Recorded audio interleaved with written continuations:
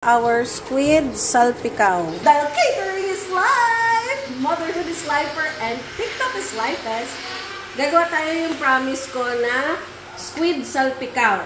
So, dito tayo. Gamit tayo ng 2 lata ng mushroom. Gawa tayo garlic chips. Pusit lumot. Don't get the really small one. Get the size sa mga 2.5 inches. Okay?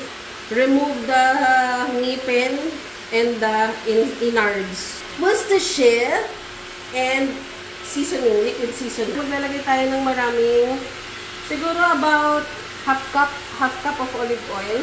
Pasensya na yung kusing na ako, magulo talaga. So, pag mainit na siya, we're going to fry the bawang. So, hindi kailangan bumubulasik yung bawang. Okay? Then, let's wait. So, salpicao means smothered. Smothered. So, smothered meaning binudburan. Yun. So, bubudburan natin siya ng garlic. So, pag nakita ninyo golden brown na siya, i-ano nyo na siya, sift it out because yung init ng bawang will continuously cook the bawang. Yun. So, hindi mo siya kailangan alisin pag brown na kasi sunog naman papait. Next, piprituin natin yung mushroom.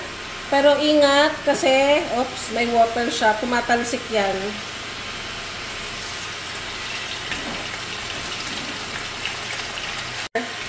Cover! Ay, hindi mo mahalo kasi tumatalsik. Hindi, alug-alugin mo lang. Yung mga kamarishe, sa totoo lang, pinaka-hate ko yung gumagamit ng ibang brand ng Worcestershire. Iba kasi yung lasa nun. So, you use Lea & Perrins. This is not sponsored, but this is the real taste of Worcestershire. And then, you need liquid aminos or liquid seasoning. Ngayon, huwag kayo maglagay ng oyster sauce sa salpicao kasi hindi talaga siya bagay. Huwag nyo ipilit, sabihin nyo gusto nyo ilahin. No! No! Okay, once you've browned your mushroom, you can strain it out. Bablanch na natin yung squid. Blanch. Blanch yung pakuluan mo sa blend. Ayan. So, ang cooking time kasi ng squid, mabilis, pero mabilis din tumigas.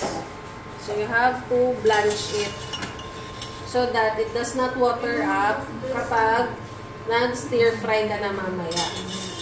Tapos, bawas lansa pa. Okay, so that's how it looks like. Now, you're going to saute it back in oil. And then, you'll season it with Worcestershire. Walang gagamit ng oyster sauce sa salpicao, ah. Wala akong tinurong ganun. Non-negotiable. And then, you're going to put seasoning. And then, you put the mushroom. Basically, you're just dumping it over. Half of the garlic chips. And there you have it, mga kamarishe. So, allow it to simmer for a bit. Tapos, goods na yan. Naglagay ako pepper. Tapos, gusto kong lagyan ng konting steak rub. Because, why not? Okay, that's it. So, pagluto na siya, we're going to sift it out. Pero, aantayin mo mag-reduce yung sauce, yung oil, at saka yung sauce. Bakit mo ginagawa yun? Kasi hindi mo pwedeng pagsabayin yung pag-reduction ng puset at titigas siya. So, for those who are asking me why I'm not using a big plate, because we don't have yet. I'm sorry, I threw away stuff when we moved. Ayan, so, na-render na. Balik mo na. Balik! And then, mix. Para kumapit. Meron ka pang parang mga ilang seconds pa. or minutes. Total cooking time kasi ng squid, 2 minutes lang, or else you cook it for 2 hours.